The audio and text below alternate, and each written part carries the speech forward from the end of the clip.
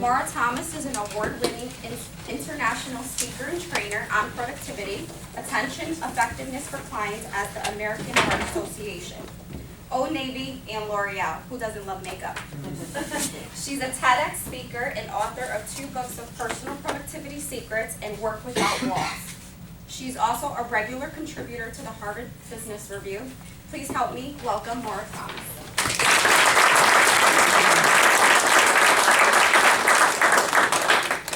Good morning. Good morning. I'm so happy to be here. I used to live in Feeding Hills, Massachusetts. For those of you local, right over the Massachusetts border, I grew up in Boston. I defected to the south a little bit. It's a little weird. I live in Austin, Texas. If you haven't been there, yes, I recommend a visit. It's a pretty great place. My whole family, all my childhood friends still live in Boston or somewhere in the greater Boston area. So happy to have a chance to be up north again. We will, I just want to do a little housekeeping. I will be taking a break, having all of us take a break about every hour or so. So just know that if you need a cup of coffee or whatever, restroom or whatever, break is probably coming up. But do take care of you. If you feel like you need to step out, please do that. There'll also be discussion, videos, and questions, and all kinds of stuff. In fact, I would like to start. I want to give you a little bit of an introduction to the topic, and then I would like to hear from you all. So, have you ever been driving to work in the morning and you think to yourself, I gotta do that thing? How many of you work from home? Okay, so for those of you who work from home, you're padding down the hall to the office, right? Or you're driving to work in the morning and you're thinking, I gotta do that thing. I can't believe I haven't done that thing. Soon as I get to my desk, I'm going to do that thing, right? You know what I'm talking about, Tina, right? Yeah. And so you pull into the parking lot, you're walking across the lot thinking, I gotta do that thing, I'm gonna get that thing done. And then you walk through the doors. Other things. Other things, exactly, right? There's like a line of people waiting to talk to you, your phone is already ringing, you're getting text messages, the emails start coming in. Right? People are waiting to talk to you. Oh my gosh, did you hear about the thing? And did you get the voicemail that I left you about the email and the client? Can you come and talk to me? Right? And then before you know it, it's like 4 o'clock or 5 o'clock, or you're driving home and you go, oh, I didn't do that thing. How many people have ever had that experience? Yes. Yes. How many people have that experience every single day? Many people. The rest of you are just too embarrassed to admit it, right? But I know it's happening to all of you. So here's the thing. There is no amount of time management that's going to change that situation. That is not a time management problem because the tools of time management are a calendar and a clock. Right? Time management lessons say, if you really want to get something done, if you're really serious, then you should write it on your calendar, because then it will definitely get done. Right? If that were true, we'd all be rich and skinny. Right? Because anything we ever wanted to do, we just write it on our calendar and ta-da, it would happen. Right? Who's the first person you're going to break an appointment with? Yourself, right? And so what I find is that there is a time for time blocking, right? There is a time when you say, no, really, I have to carve out that time because I have to do something. But most of the time, time management says, well, take all the stuff you have to do, put it into an opening on your calendar, and then that's how you'll allocate your time, and that's how you'll get it done. But what I find, tell me if you've had this experience, that most people who do that, they actually spend more time rearranging their calendar than they do actually doing stuff, right? And then there comes the time where you didn't do it, and you forget to move it to the next day, right? And then that's called falling through the cracks, right? Anybody ever had that experience? Right? So what I believe in my more than 2 decades of study about productivity and effectiveness, the more I study this, I have come to believe that time management is an outdated idea.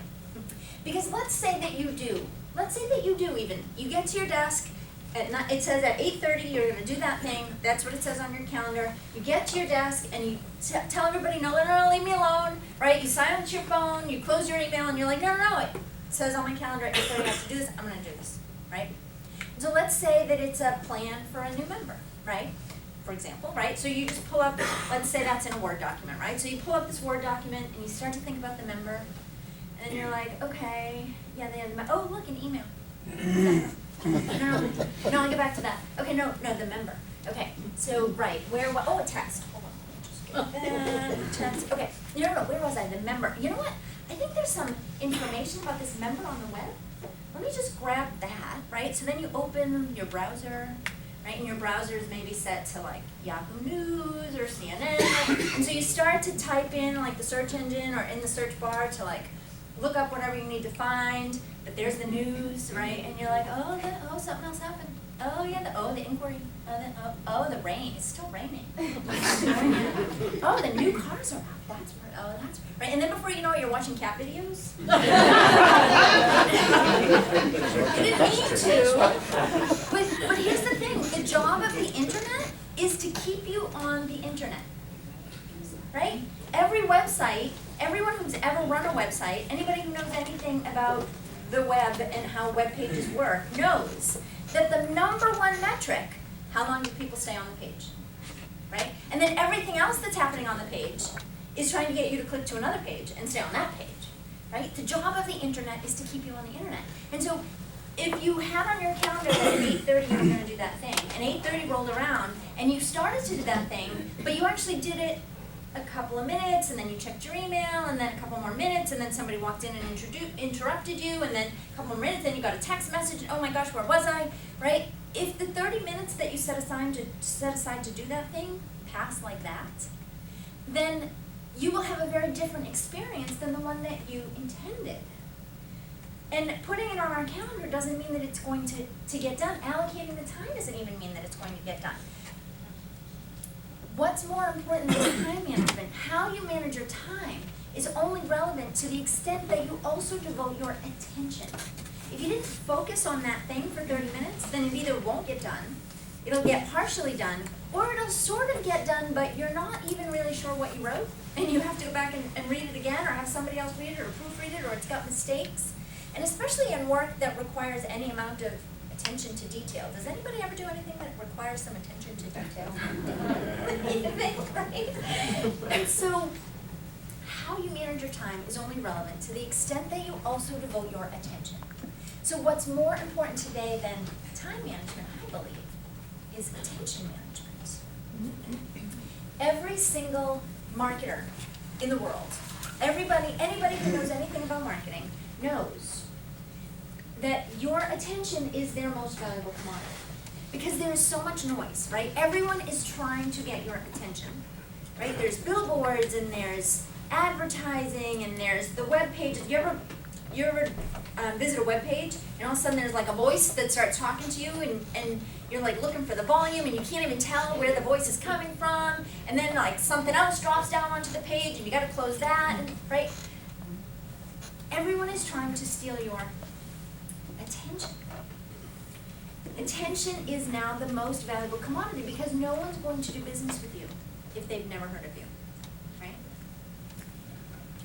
And so if attention is now the most valuable commodity, then your ability to control your attention management, is now the most valuable skill.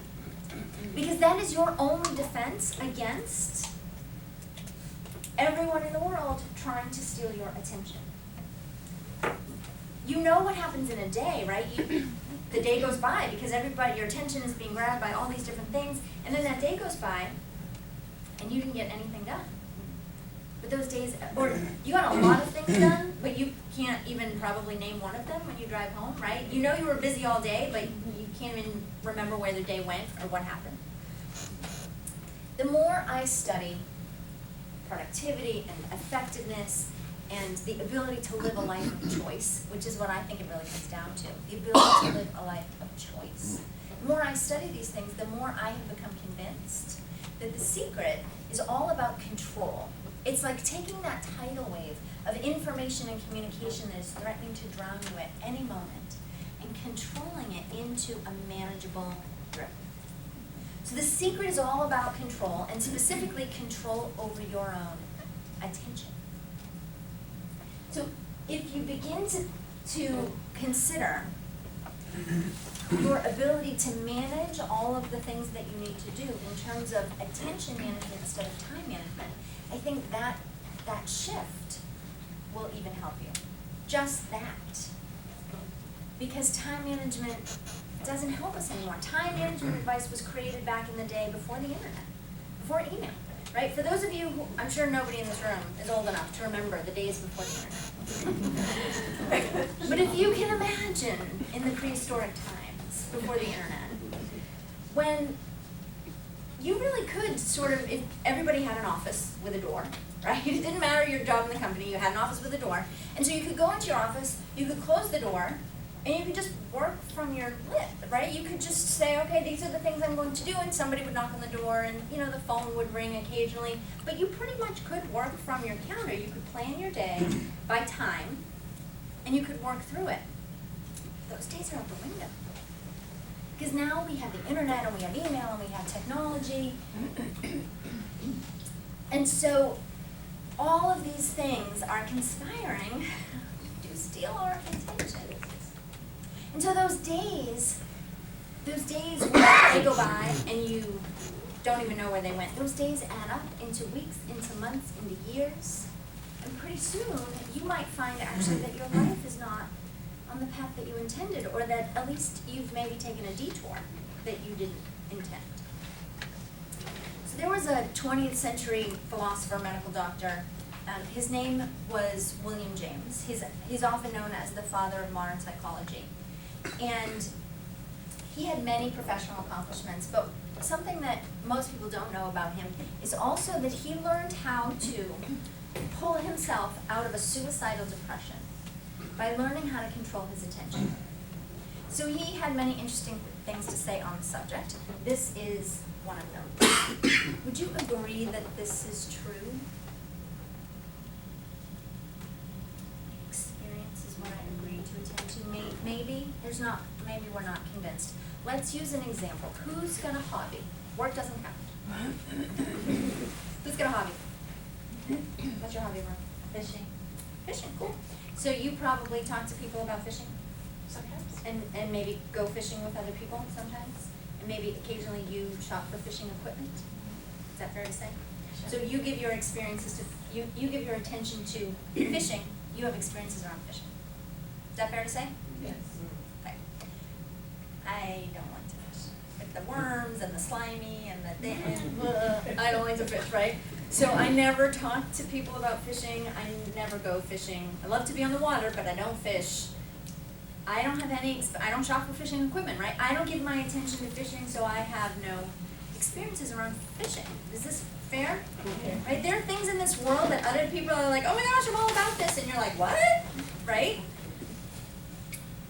So, my experience is what I agree to attend to. Now tell me if you agree with this Cornell professor about this. Is that true? Yeah? Right? It's, when you look back on your life, it's just a string of the experiences that you've had, right? They say it's not the moments in your life, it's the life in your moments, right?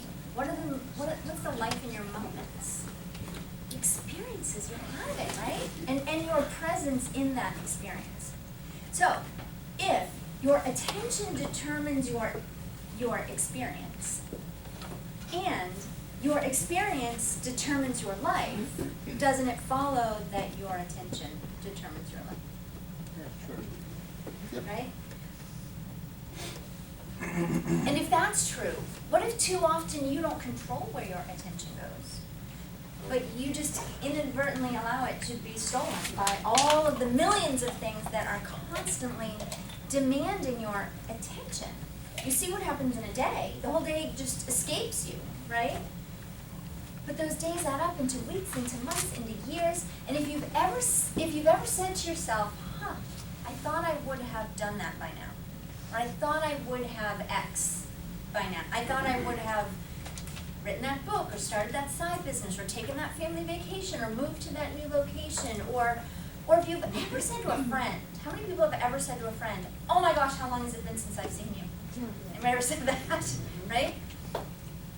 Then you might be experiencing the accumulation of those days where your attention is stolen and finding that you're in a different place, or at least a little bit of a different detour than you expected. If you've ever maybe lost touch with those great friends, I'm sure you didn't intend to lose touch with those people, right? So I believe that you have to be in control of your attention in order to be really in control of your life. Because otherwise, if every marketer in the world wants to steal your attention, right, then otherwise you're just sort of blowing in the breeze of reaction. Well, what's that? Well, what's that? Well, let me find out about that. Well, have you ever found yourself going down a rabbit hole on the internet, right? Because you were starting to do one thing, and then this, and then this, and then this, and then this. It can happen to your, not only to your minutes and to your days, but to your life as well. So I want to give you some specific ways about how to control your attention, and then I want to hear from you all. So 3 things to think about in terms of how can you control your attention. So the first thing that you have to do in pursuit of control over your attention is you need to control your environment.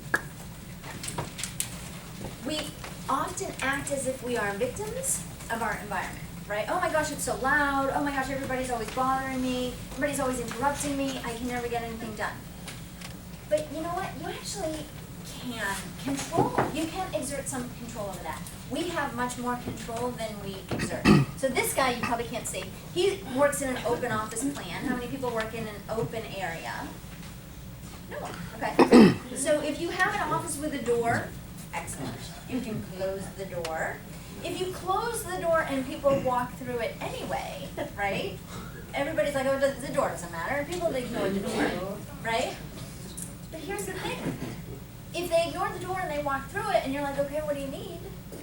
Then you've just confirmed that the door doesn't matter. Nobody has to listen to the door. Nobody has to mind the door, right?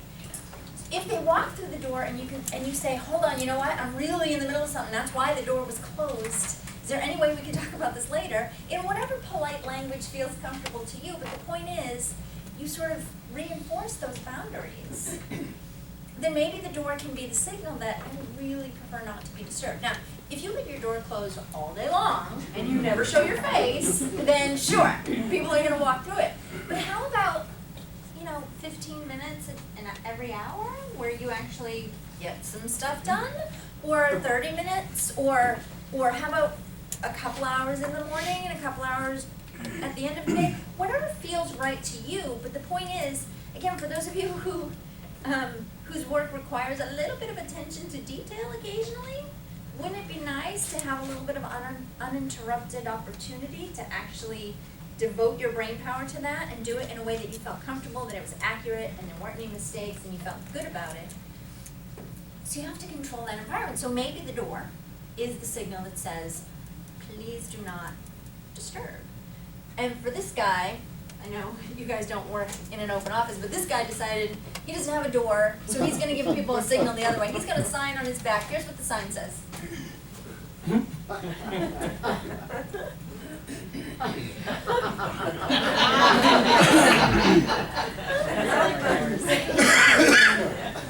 you think people might think twice about tapping him on the shoulder? They might think twice about tapping him on the shoulder. Because the idea is that you want to telegraph. You want to telegraph that you would rather not be disturbed, because as soon as somebody says, hey, you got a minute? You're already disturbed, right? You're already interrupted.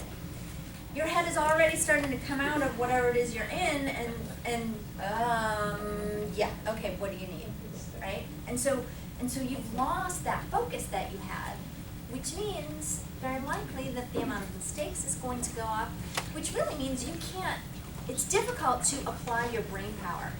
Everybody ever have that feeling where there's a lot going on and a ton of distractions, and you're like, oh my God, I can't even think. I can't even have a thought, right? If you are all knowledge workers, right? It means that you don't go to a factory and build stuff. The tool that you bring to work with you every day is what? Your brain, right? And so we all sort of behave like it's totally normal that we can't even think for a second. Like, well, that's just how it is. Well, hold on a minute. Hold on a minute. So you actually can exert some control over your environment. Maybe you don't want to close the door, but how about maybe you can put, like this guy, you can put headphones on, and maybe that's the signal. Or maybe you just put a sign on your door or somewhere in your area that says, please do not disturb. Sometimes, again, you can't take advantage of it because then people will have no choice but to barge in on you. But if it's a reasonable amount of time to say, look, I just really need to think about this for a little bit. Can you just do me a favor and hold whatever you have, unless it's a crazy emergency, for just a little bit of time. So, controlling your environment is the first thing. Second thing, in the pursuit of controlling your attention, is your technology.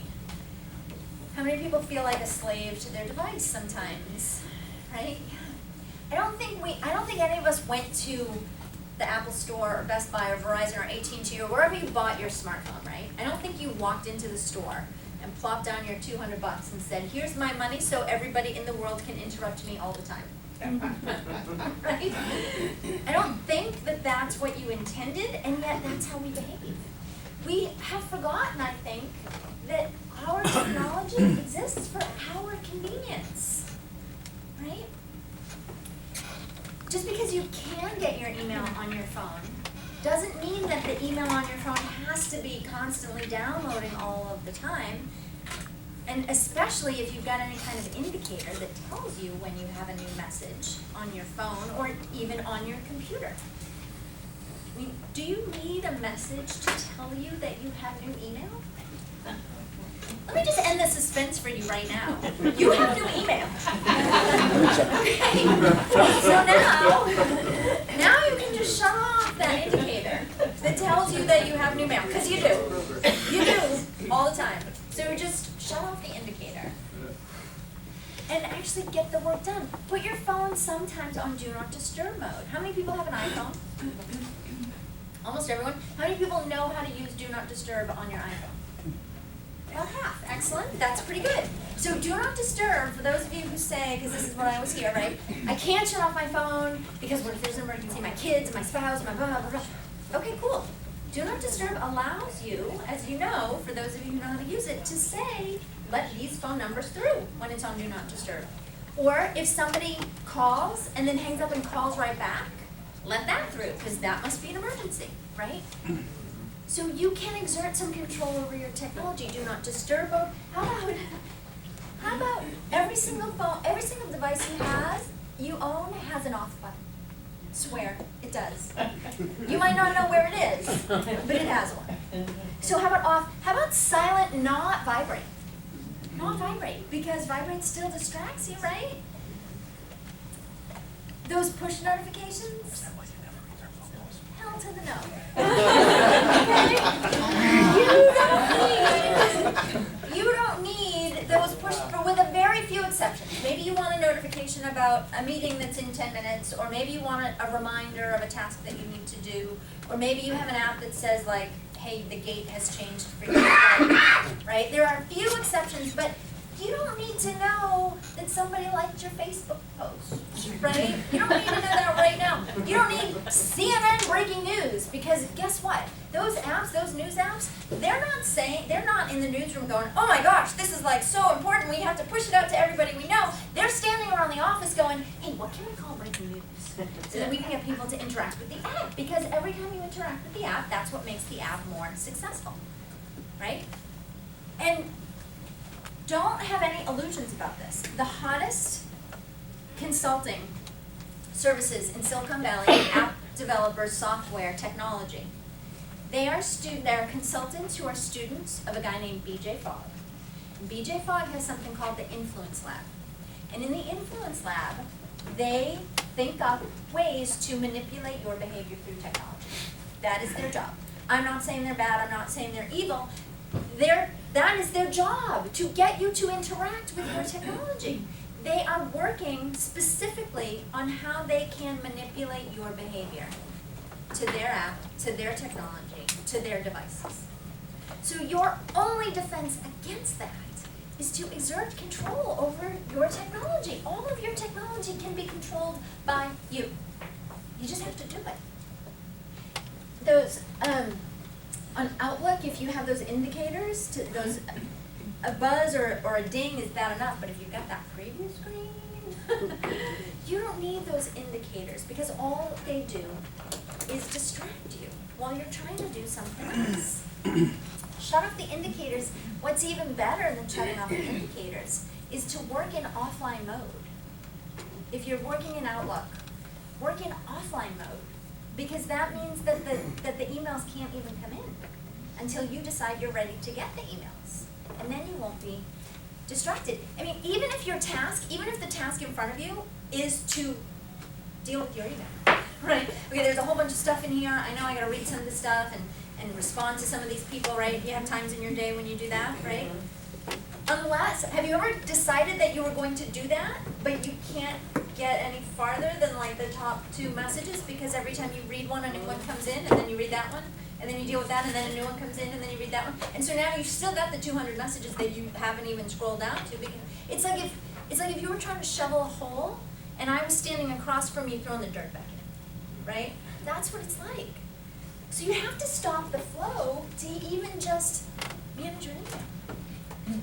So if you can exert control over your technology, then you're exerting control over where attention goes, over how you allocate your brain power.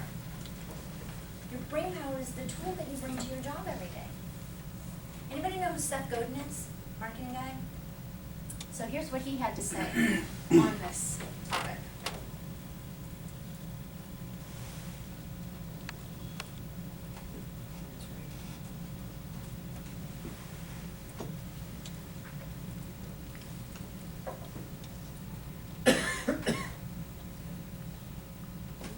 Do you determine what's important, or do you let other people determine what's important and what gets your attention? Do you determine the path of your day? I know we work with other people, I know we have other people in our lives, I know we need to interact with them. But we've gone so far in the other direction, where all the distractions just dictate what we do. And not only is it bad for you to be in control of your life, but it also, I mean, have you ever gotten home and you just felt so frazzled from the day, like you just need a minute to unwind, it's like you want to say to your family, like, could you just not talk to me for like 5 minutes, right? Because right, more than 5, right? Because you just need to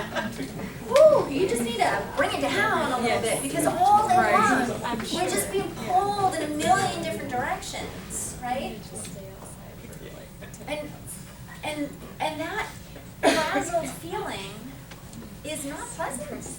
It's not. It makes us feel stressed and anxious, and like we're not even in control of our own brain sometimes.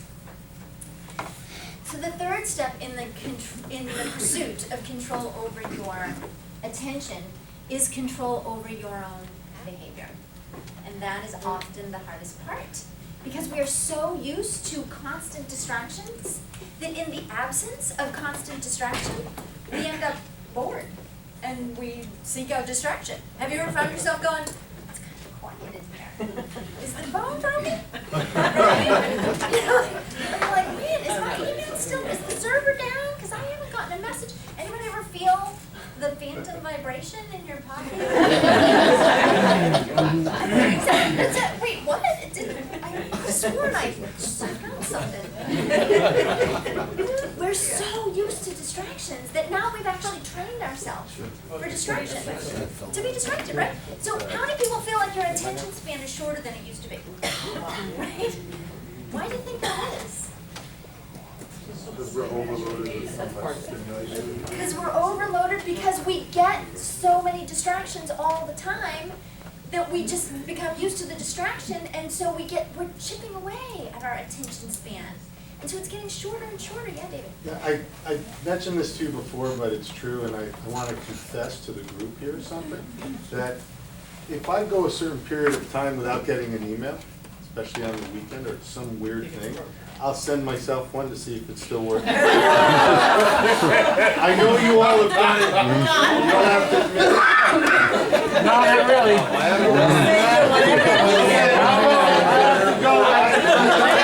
No, that's just crazy, man.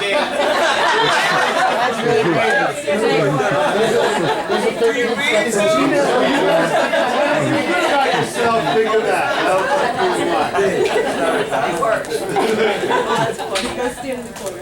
Right? Everybody's like, I don't know what you're talking about, David. I have never known that. But so controlling your behavior, we are so constantly bombarded with stimulation that it just chips away and chips away and chips away at our attention span until we can't. I mean, you ever find yourself feeling like impatient or frustrated? Or somebody was telling me a story about they went up to like a vacation cabin or something, and the phone in the cabin was a rotary dial, right? And they were like, I had to dial a number that had 9s in it, and I was like homicidal. It was like,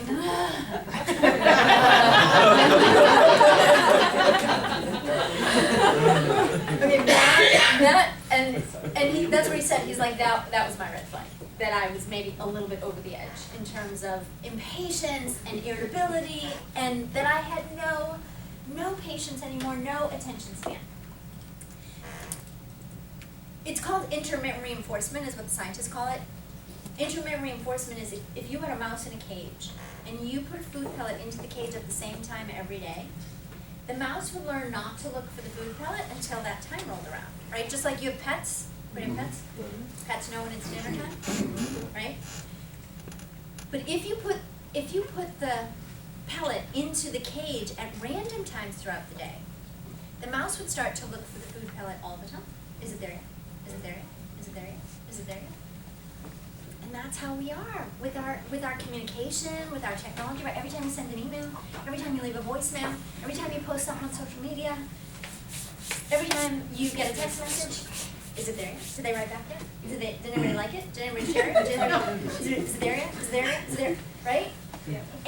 And make no mistake, because all of those people, especially on social media, they are studying BJ Fogg's Influence Lab, and they are saying, well, you know, if we can control when the likes actually show up, and we can make it at certain random intervals, then that will make people interact more with the app because it's more unexpected, and it gives us this little, sometimes it's called a little dopamine squirt, because we are wired to pay attention to new and novel things, right? So, and let's face it, your communication technology brings you good news sometimes, right? Or brings you bad news sometimes, but either way, you want to know, is it there yet? Is it there yet? And every time we give our attention to that new thing, hey, is it there yet? We get this little squirt of dopamine in our brain, and dopamine is a happy brain chemical. And so it actually ends up, the more we do it, the more we want to do it. Right? So the bad news is that we have conditioned ourselves into this state because of the environment that we allow, because we don't exert control over our technology, because we don't exert as much control over our environment as we could, because we are subjected to this constant distraction all the time. We have conditioned ourselves into this state, which is the bad news. But the flip side of that is the good news, because if we've gotten ourselves there, it means we can get ourselves out as well. So you want to start thinking about some ways that you can start controlling your own behavior.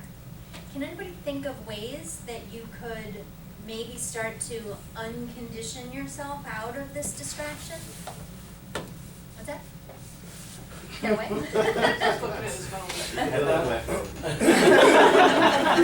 don't know, maybe my phone can tell me how. What? Yes, ma'am? Just eliminating the possibility of distraction, like, you know, a Facebook junkie, so I had to take Facebook off my phone. That's too much. Absolutely, eliminating the temptation, right? So there are ways to change habits, and what I'm talking about is habits, right? We have all these habits that we're checking this and checking that all the time.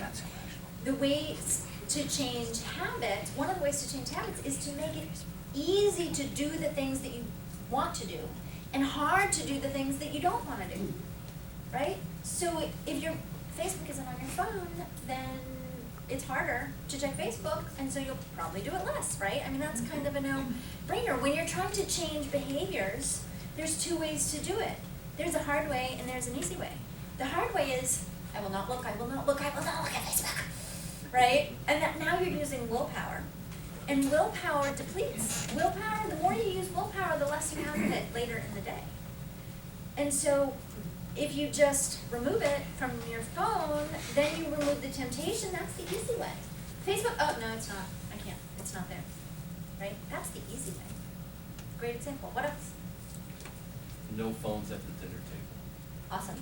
Awesome idea, right? So if you can go 30 minutes or 45 minutes or an hour during the family meal, when there's no devices, you're going to get twitchy. Admit it, right? But the more you do it, the more you'll start to be like, oh wow, has it been an hour already and I haven't even checked my phone? Huh. Absolutely, yeah. I only, after 6 o'clock, I won't answer any text or emails. If the phone rings, that's the only time I put it in the cradle and I leave it there. That's awesome. Yeah, yeah, and there are companies who are recognizing this because there's a lot of research about working after hours or working outside the office. Here's one thing that you need to keep in mind when you read all of these studies about working outside the office and whether it's bad or whether it's good, telecommuting, all this kind of stuff. I define those things, I define, there's two kind of subjects here, and I define them differently. There's telecommuting, which is instead of going to the office, I'm working from home during my work time or some other location during my work time. That's telecommuting, right?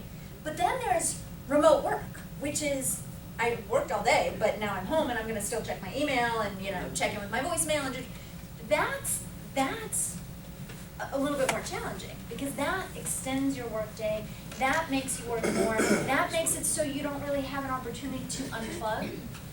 And remember how important it is that you are knowledge workers, right? And so you can't get a fresh perspective on something that you never step away from, right? If you work all day and then you spend the evenings working, right? Because checking your email from home at night is still working.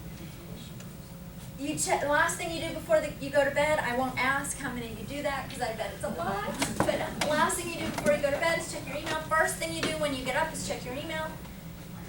Do it on weekends, on vacation. You would be amazed at how many people tell me like, oh, I just for the first like 30 minutes every morning when I'm on vacation, I just need to check in. But then then I'm done. Right? You're gonna tell me that your brain isn't still spinning on all the stuff that you read when you're there. And why are you checking in? You're checking in to see if like something happened, right? Or if there's something going on. And what if it did? Now the whole day on your vacation is just like, oh my God, I wonder if they're doing it, and oh, maybe I should call, and right? That's not a vacation. That is working from a beach, right? It's not the same thing. Because you are knowledge workers, you have to get your brain, you don't have to get your body out of the office, you have to get your brain out of the office. Nights, weekends, right? So that's another way, absolutely, of trying to wean yourself off, change your behavior. What else? Or you check your email a certain number of times a day. Sure. Get out of the habit. It's called batching, right? Batching. Like batching, everybody knows batching is more efficient, right? You don't go to the grocery store and buy one thing, right? You batch all of your stuff. Same thing with email. It's always more efficient to batch than it is to do it all the time. I'm just going to check it all the time because I got so much. That's the only way I can ever stay on top of it. But here's the thing. We're going to talk about email a lot this afternoon. Most people's process for managing email is check it all the time, skim and skip. Right? I'm just looking for the really important or really quick things, and then everything else can wait till later. But later never comes. Right? So they check it all the time. Most people check it all the time but never really do anything about most of it. Instead of having certain times where you check your email, you read it, you deal with what you can deal with, and then you stop, and then you do something else. Batching is a great idea. What, somebody else and then back in there. I work with Boy Scouts, and during our weekend camps, it's total removal of devices. And even if a leader pulls out his device, the boys can come and confront us to remove the device. It is very exhilarating, but I must admit, it's tough. But at lunchtime and at the evening time at dinner, that's when the leaders can check. But the boys cannot have no device that weekend, and those kids are, I mean, they're just shell shocked sometimes. You know, it's Yeah. crazy. But then what happens? Why do you do it? Well, for attention, I mean, behavior, because we have certain, I mean, they have to complete certain assignments and objectives and things of that nature, rules. And they can actually really fully engage Absolutely, in the 'cause they would be experience totally- that they're having, yeah, because they'd be not half of totally their out there. brain isn't like, oh yeah, let me Yeah. play this video game, but what did you say, right? Absolutely, yes. Wait, hold on, on the left first. Yeah. This is like a true confession. I sort of like it. I like that the blurred, there's no definitive, this is my time to be at work, and this is my time to be at home. You're always somewhere in between. So during the day, you're getting a text message from a child, you respond. I kind of like that. Sure. I like to be at home and always on call. What's happening? What do I need to do? I enjoy it. And I say.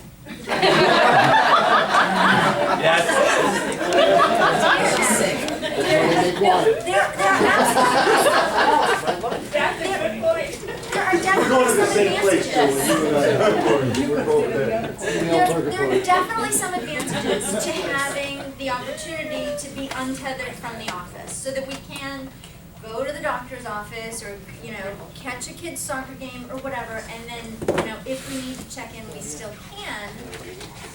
But there's a point where that goes too far, because then you're just half in your life and half in your work, and neither of them is ever really getting your full attention, and therefore you're not present in the moments, right? So is it the moments in your life or the life in your moments? If you're not in the moment, then you don't know. I mean, how many times do you go like to your kid's soccer game and all the parents are in the bleachers like this, right? Oh, honey, I was at your game, and the kid's going, yeah, Dad, whatever. Did you see what I did? But haven't we just gotten in the habit of working with each other that way? And I guess what I'm saying is, Matt, if you turn off your email and I send you an email, I'm not going to be really happy that you haven't read it in 3 hours. I told you, you didn't turn my phone off for 2 You days. turn off your text alert and somebody calls you, didn't you get my text? And it's like, you have to wean a whole bunch of people off of this as well. Yeah, I was thinking the same thing Joe was thinking. I think partly I know it's like a pet peeve of mine if I have to wait for a day or whatever to get a response. But I also like the feeling, I don't know if this is my Dear Abby thing, but I like this feeling of being on top of it. I want people to know that I'm working with it, I'm on it, I read this, this is my plan, and at the end of the day, and I do still take it home with me, but I want people to see that I've finished everything, or that I've at least noticed and this is what I'm doing with it, or this is when I'll get back to you, and that's like a motivator for me. So I'm guilty of some of this behavior, but it's because I like it. Sure. Part of the reason that we like it is because we're so used to it. You have a comment about that? I think that part of the problem is our culture has become that we expect this of one another. And in order to be in, you have to be all in. You can't be partially in. So if you're going to start saying, well, this is my time, and, and by the way, I'm going to use it really effectively, it's anti-culture. And I'm sure all companies have this situation, right? So it's either you're in or out, and if you're either one of the people who are responsive and devoted, there's a lot of wonderful words we can describe our addiction with, right? We're really hard workers, we're devoted, we live for our jobs, we're full, but what you're saying is, what are you not able to do because of that? So like any addict, I guess, until your addiction becomes unmanageable, you don't try to fix it.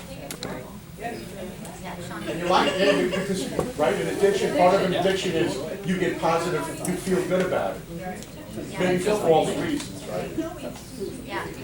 Sean? Yeah, it's when you think about what Val just said and Joe, it really is the overall culture, because some people do want to shut down.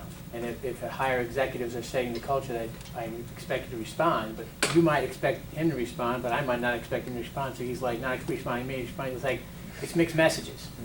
So, you know, you guys, at some point, you have to agree to, you know, what your expectations are. And, you know, we are all over the place, you know, some people don't respond because like, no, this is my time. And then you're like, well, that guy's a jerk, and then, no, that's okay with me. Like, we're not on the same page, I think. And, you know, a perfect example you just said. I kind of do, if they respond, they respond, if they don't, you know. And then I'll start yelling later, you know. Within a reasonable amount of time. What? Within a That's a reasonable two-way street. amount of It time. is a two-way street, you gotta pick your So, go ahead, and then I have something to say. To build on a little bit of what Sean's saying, I've sort of tried to set those expectations with a lot of the people on my teams that I work with by explaining to them, if you want an answer from me within an hour, call me. Because I'm not going to check emails until these times throughout the day. So if you send me an email, know that I'm not going to look at it until these times. But if you need me, call me, because I give more attention to a phone call than I will to the email.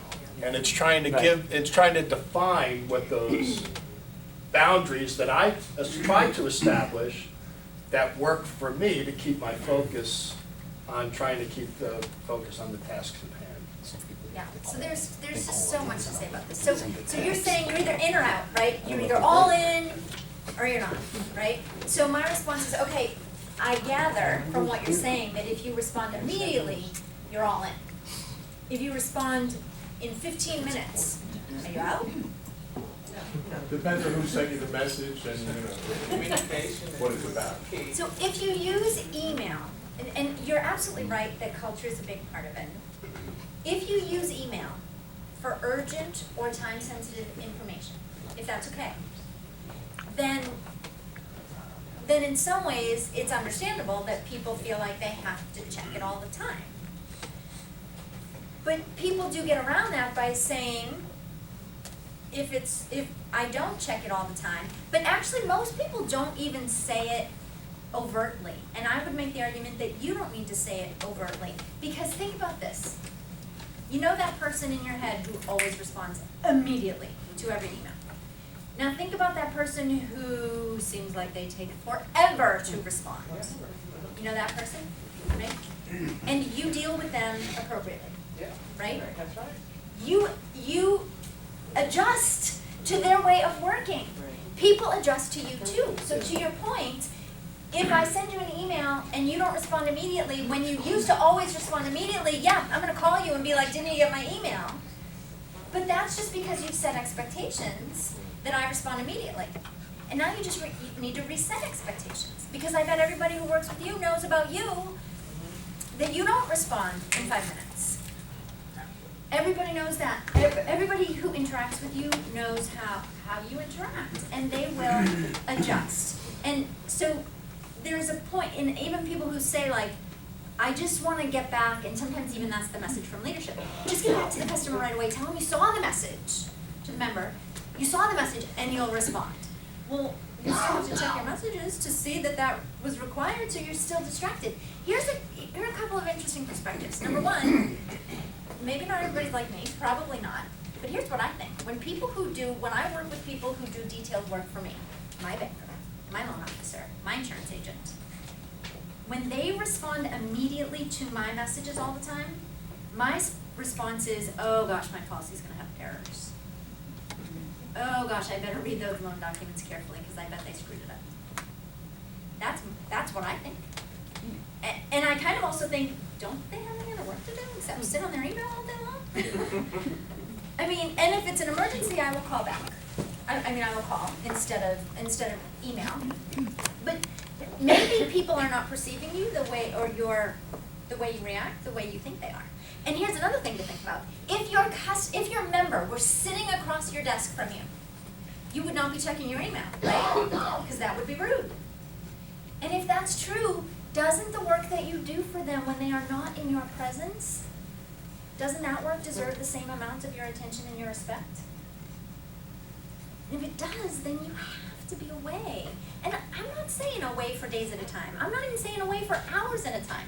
How about 20 minutes? How about 30 minutes? Maybe an hour on a good day when you've got something really important to do. How about that? Is it okay for you to take that downtime and apply your brain power in a meaningful way to their work? Because that's what I'd want you to be doing if you were doing my work. Isn't it what you would be wanting if they were doing your work? Yeah.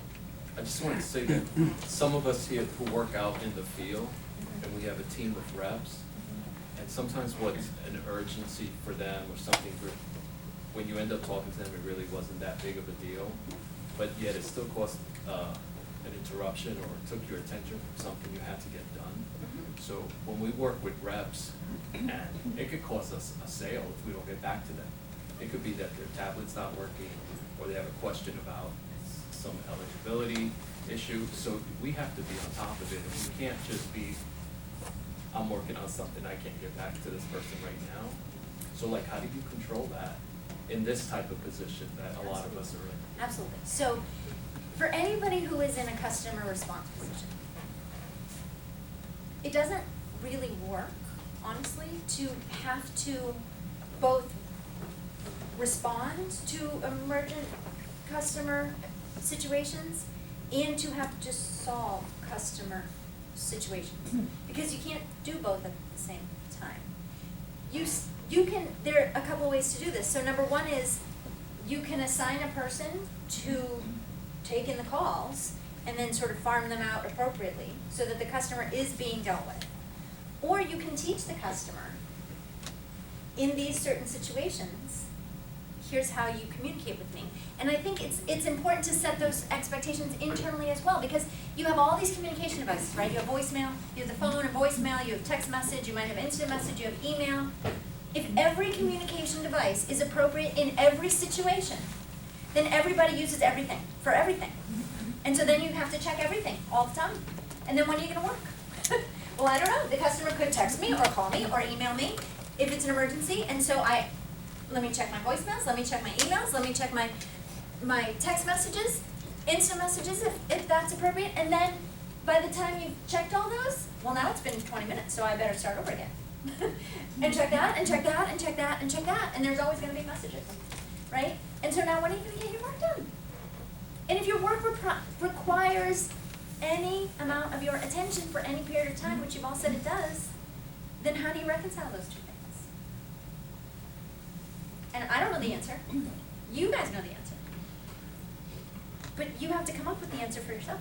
Yeah, I just kind of want to tag on to what Fred said. So from a service perspective, understanding your point about did they rush through giving you an answer, you know, for me, which is in service in the call center, you know, what may not be urgent to me at that given point is extremely urgent to the member who has the issue.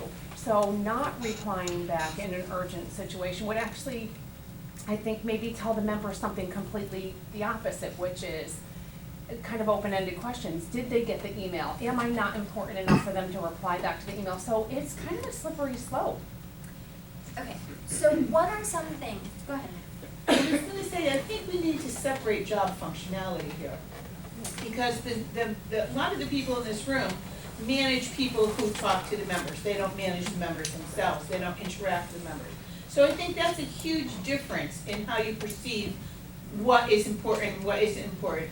I think what you said about having so many devices and if your agents know that to get your attention immediately they call you because you're gonna check your phone all the time, that's great, then you don't bother checking your emails, or vice versa.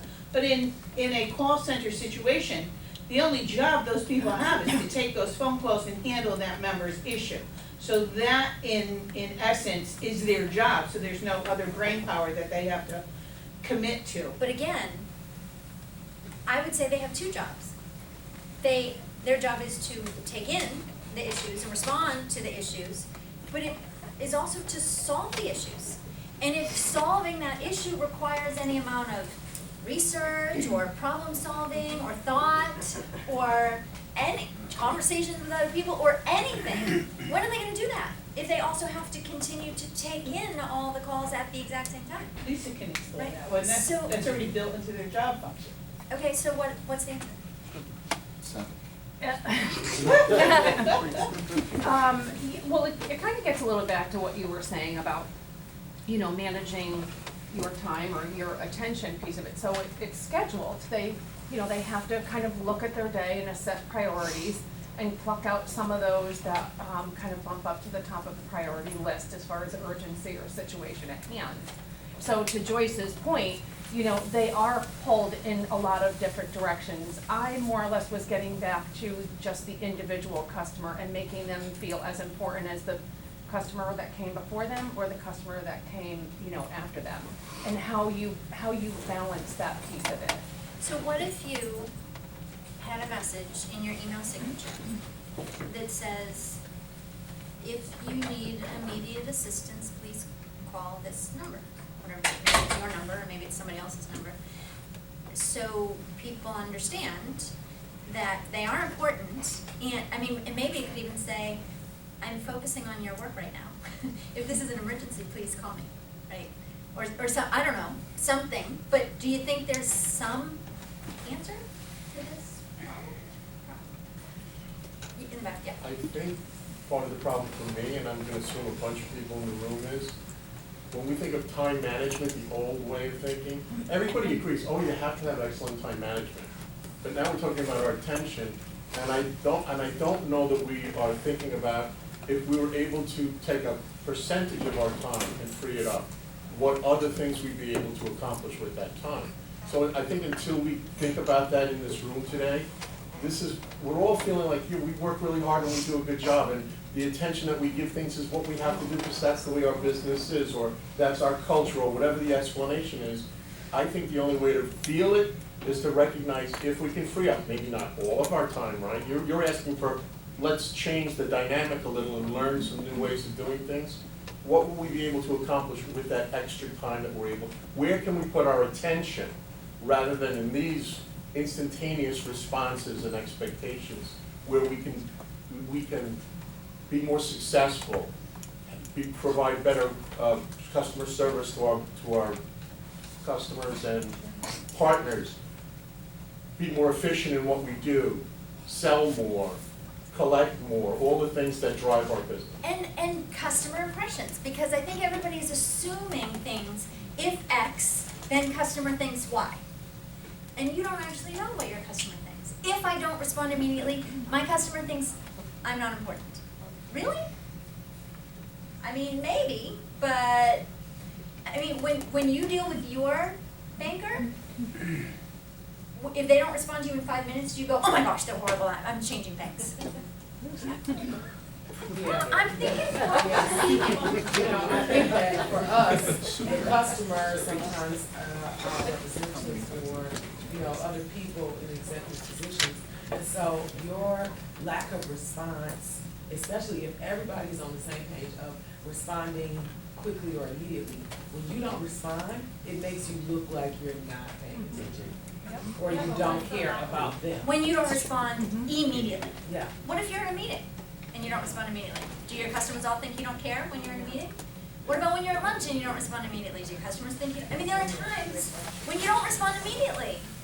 And you know that your customers are still gonna be okay, right? You're not talking about disregarding, you're talking about 15 minutes or 20 minutes. Right. An hour, 2 Let's hours. not get caught up into the concept of ignoring people, we're talking about. That's right. And by the way, everybody here, nobody here responds immediately all the time to everything, nobody.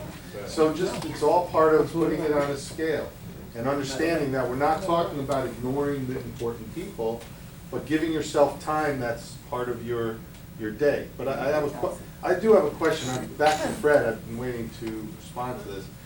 This goes to one of those moments of, okay, this is what I think's going on in the company, and then maybe it's really not. So truth, needs some truth here. My thought was that when a sales representative has a problem, the first call is to, if it's an IT problem, they're calling into our line. If they are having a problem with their tablet. If they have a member, they call the rep line. we're supposed to be giving our sales representatives unbelievable service in that regard. Is that a false assumption? Do they then say, you know what, I'm gonna bypass that because we actually don't take care of people right, and I'm gonna call my manager because they always take care of me right? Tell me what's really happening out there. It's okay. You're safe. You're in a safe zone. You're in a safe zone. Safe You have zone. 5 minutes to answer in a safe zone, that's it. You're in the zone. After that, no bullshit, no bullshit. If you have the time, Fred, if you have the time. Okay. No, not that way though. Okay. No, I think what happens sometimes, especially with new reps, they'll text you like, my laptop stopped working. So you let them know to call IT, you give them the phone number, and I also add on the text, please make sure you record this and save this on your phone for any future incidents of, of this type. But a week later, the same thing happens and they call you because lifeguard, something. It's just like the immediate thing is to call their manager to save them. So then it goes to the question, I would sort of put out there that you've got to give attention to your sales representatives so that they feel that you're there and awesome, and then you've got to try to get them into the right flow so that you can free up your time from those things that are urgent, but can be, or you said earlier, there could be someone else that we get people to call, and we've set some of that up. So I want to make sure that we're actually doing that to the extent that we can. And sometimes they're not, there was a recent email about the rep line. I think reps were calling the rep line with IT issues, right?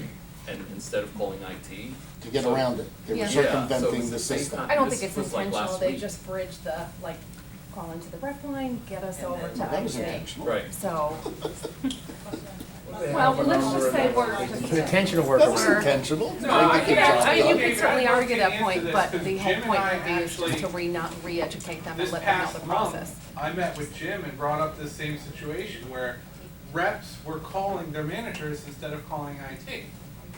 And we addressed that on the call and said, hey, make sure, because everything's locked. There's no way around it, like, oh, I deleted it. No, it's in our system, it's stored, you can't delete it. So Jim and I actually discussed that and brought that up to all the managers in this. I believe, Jim, you could tell me if all the managers were on the call, brought that up. Well, and Lisa, to answer your question, we found that they still had questions for the rep line.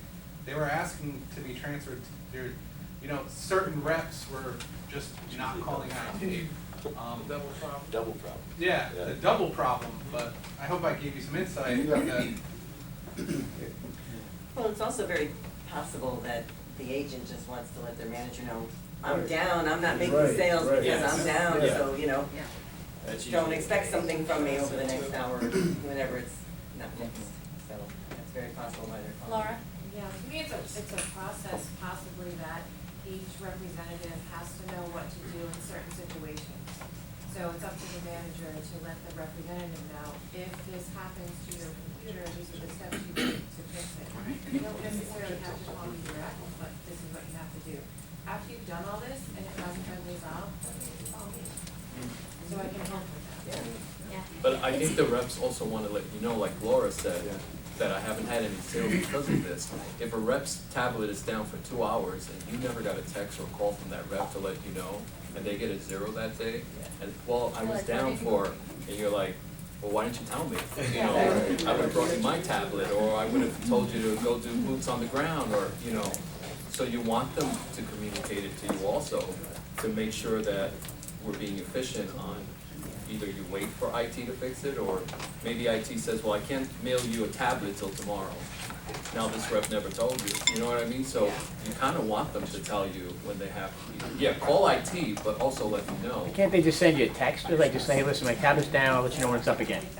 Yeah, an Instead of email, calling you, FYI, instead of calling you. or an email, or something that's less intrusive. So everybody's answers to this situation is gonna be different based on your job role. What I think is important to recognize is that sometimes you have to use your brain in your job.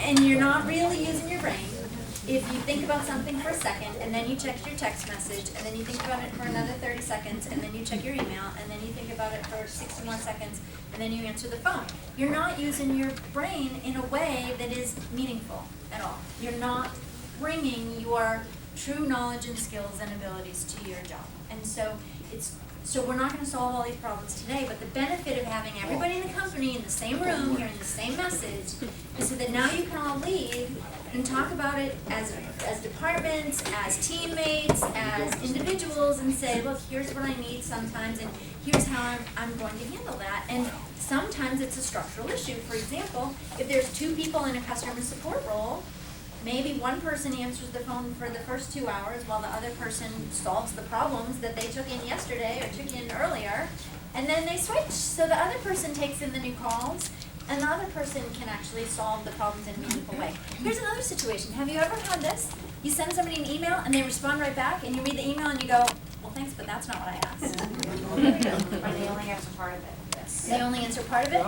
But you all never do that, right? Nobody here ever does that to anybody, right? Have you ever had the occasion to reread an email that you sent and realize the really embarrassing mistakes that were in it? Yeah. Right? Autocorrect. So that's the point. Autocorrect That's the sucks. point I'm making. Autocorrect is great, but then you find out that you said like, I will be here tomorrow, HEAR, and you're like, oh, I'm not an idiot, I swear, right? And you just cringe, embarrassment, and that's what's happening. And if that happens, You're gonna do what? and you are in a role where attention to detail matters to your member, Yeah, to what you're speaking about, I know, I have the expectation already that when I call my doctor, they're not gonna answer. Okay. And they're gonna say, if this is an emergency, call 911.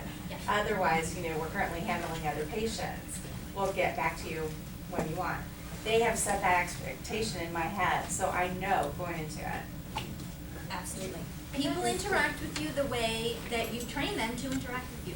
People do It's what also works. like, should be on your voicemail, let it go to voicemail, you don't have to pick it up right away. I'm sorry I missed your call, I will get back to you as soon as possible.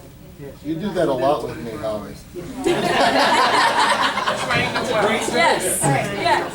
Let's take a 10-minute break, it's 10:20. And I know that. Come back at I know when you're on the phone.